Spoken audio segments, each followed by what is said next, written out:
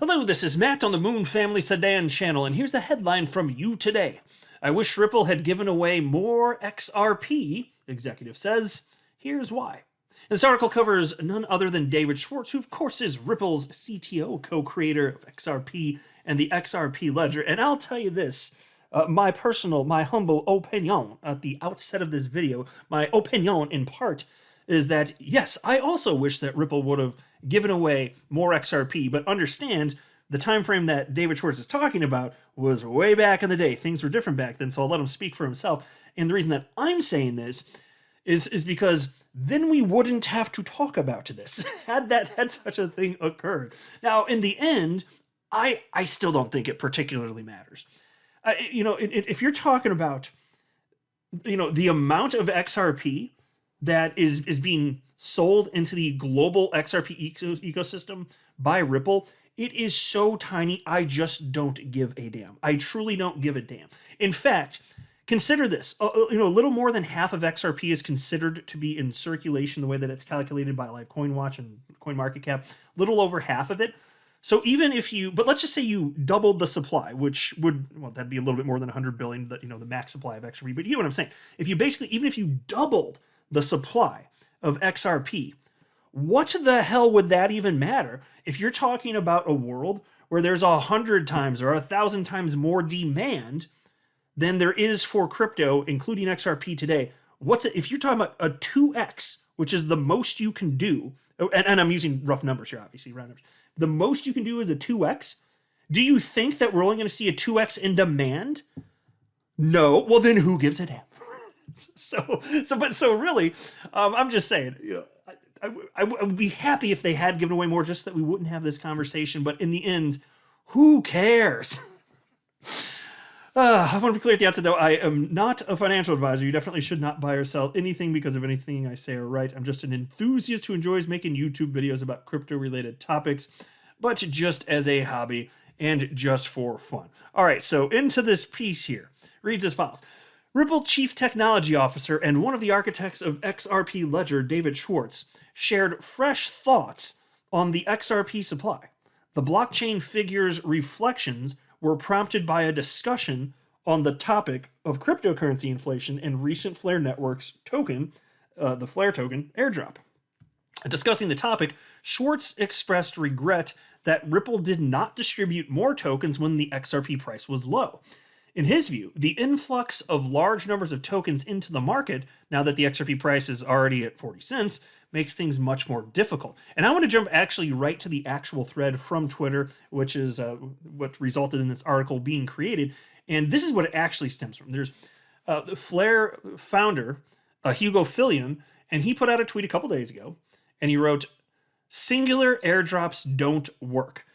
They get dumped before the ecosystem can develop, and the dumping then prevents the ecosystem from developing." So what he's basically getting at there is it's a justification, effectively, for why it makes sense to have the Flare airdrop, not just be a singular airdrop, which is what everybody was expecting when the project was announced a couple years back, but instead, and we'll see how this actually plans out, but you may end up getting all of it dispersed at intervals over a span of a few years.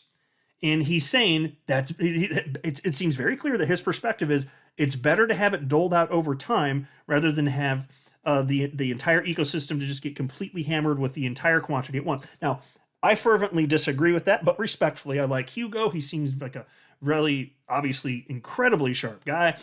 And he seems to clearly be operating in good faith here. On this particular point, I just respectfully disagree.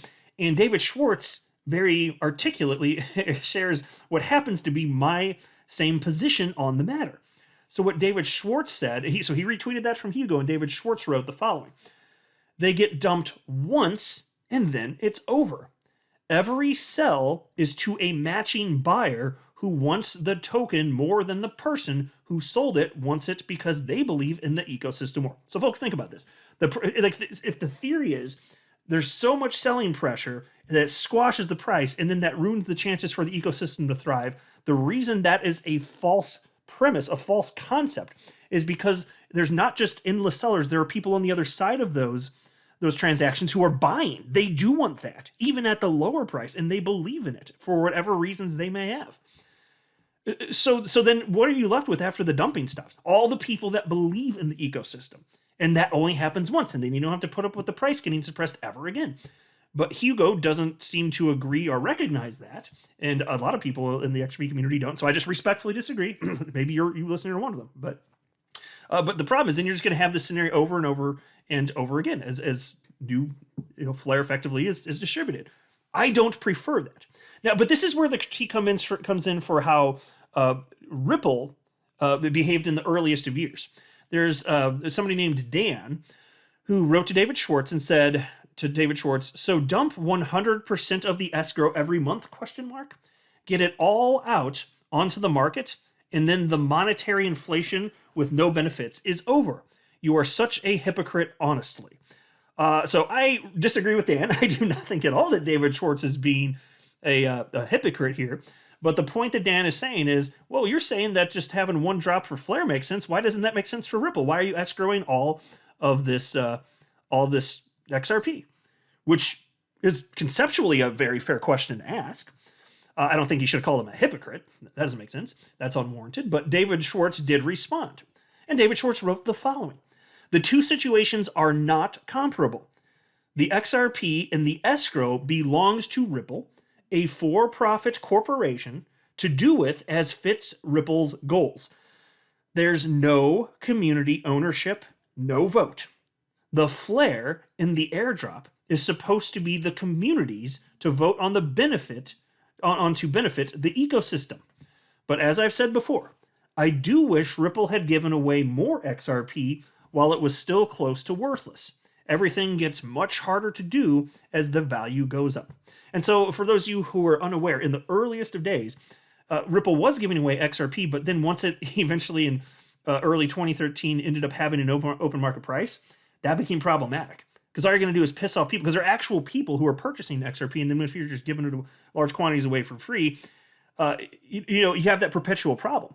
If Ripple were going to seek to, for some perpetual period of time, give away the XRP, you're talking about effectively something kind of similar to what may end up happening with Flare, where it's dispersed potentially over a number of years. So then you just have this constant downward pressure. Now, you don't have that from Ripple today, because Ripple's transactions here, I'll just pull this up right now. It's going to pull up later in the video, but why not? I'm talking about it. This is Ripple's latest XRP markets report. This is from Q3 2022. And you can see the line I'm highlighting right here. Net sales as percent of total volume. Basically, it's just saying once you factor in all of the buying and selling of XRP that Ripple does, because mind you, Ripple doesn't only sell XRP, it also buys XRP. Once you factor in all of that, Ripple's transactions comes out to 0.42% of the global ecosystem. 0.42%. So if Ripple weren't participating for that time period in the XRP ecosystem by buying and selling anything, it wouldn't have changed a damn thing. Nobody would have noticed. It's such a small percentage, nobody would have even noticed. So in that sense, that's why it's like, I don't particularly care. And then somebody wrote to David Schwartz and said, if you still want to give away, David, I'll take it. So obviously kind of teasing, if you guys, if you want to give away some of that XRP now, happy to take it. And David Schwartz responded with something that was thoughtful, and a lot of you may be aware, I'm not sure that everybody does though, but if you're in the United States, at least, that could be a problem. David Schwartz wrote, among the many problems with that, it's taxable ordinary income to U.S. recipients. So they pretty much have to sell 30 to 50% upon receipt. This is something you have to do while the token is nearly worthless. See, that's the problem. Now, then that article that I highlighted at the beginning part of the video ended up being shared on social media. And it ended up being actually brought to David Schwartz's attention, which brings us to this thread on Twitter. So there's somebody named Crypto News Shark who shared that You Today story. And then Anders wrote in response to that and said, if he feels that Ripple holds too much XRP, he could propose the validators to vote on burning some of the XRP held in escrow. And then he tagged David Schwartz there. And then Dan, who said that previously that David Schwartz was a hypocrite, which is not true. Dan wrote, trouble is there are so many redacted, I'm just going to redact that word, in the community that they'd vote for it to be kept. And then he's got a laughy emoji. So hold on, pause there. This is somebody else's property. There's actually a pretty good argument to be made for why it perhaps wouldn't be moral to burn somebody else's property, even if because of the decentralized nature of the XRP ledger, you can do it. And I'm not convinced, and I think he actually is right in that sense, even though he's got a little laugh emoji. I'm actually having had more time to think about this. I'm actually, and hearing feedback from actually some real XRP ledger validators, I'm actually not convinced that even if Ripple did things that we wouldn't like in terms of massive selling pressure, I don't know for sure any longer. I used to be convinced of this. I'm no longer convinced. I'm actually not sure if the XRP ledger validators would do something about that. They could. I'm actually no longer convinced after seeing some comments from some of them out there. Some just think that it's actually just so against the nature of what a cryptocurrency should be that they just wouldn't vote in favor of that. And, everybody's entitled to their own opinion. And then Dan said, only Ripple benefits from the escrow releases, nobody else. For the rest of us, it's value extraction and a dilution of our personal value. Okay, that's flat out wrong. It is not only Ripple that benefits from escrow releases. Now, if you want to make the argument that Ripple benefits the most, because especially in the portion of, hey, and you shouldn't say just release, because if it's released and then they just put it back in escrow, then no. But if you're talking about selling, which I think is what Dan actually meant after it comes out of escrow, okay. If you want to make the argument that Ripple's the biggest beneficiary of that, okay. But don't you all think that what Ripple's doing for the XRP ecosystem is a net plus? Because I sure as hell do. Don't you think that it's good that they're building that on-demand liquidity? Don't you think that people are going to recognize that utility moving forward? And then if people want to diversify into crypto, might they think XRP might make sense? Increasing demand, which increases price ultimately? Wouldn't that be a bigger net plus? Because I think the answer is unquestionably yes.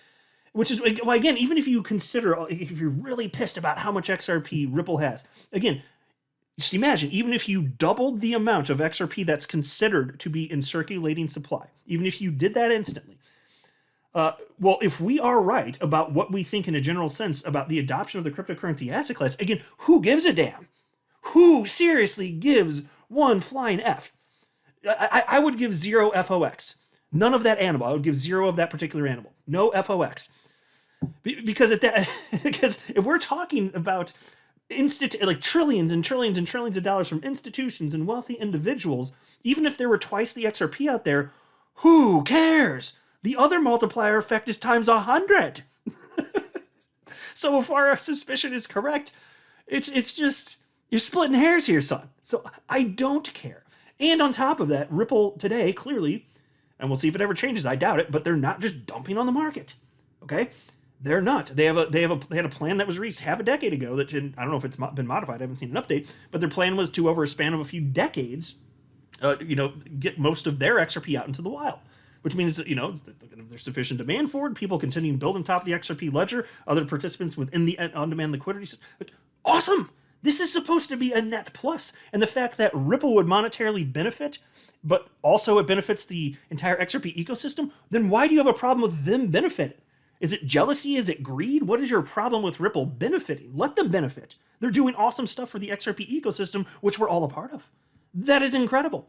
So David Schwartz responded to Dan and said, everyone who buys a token, holds it, and then sells it at a higher price is personally extracting value. There are people who bought absurd amounts of pretty much every token when its price was a tiny fraction of what it is today. All of those people took a huge risk of loss.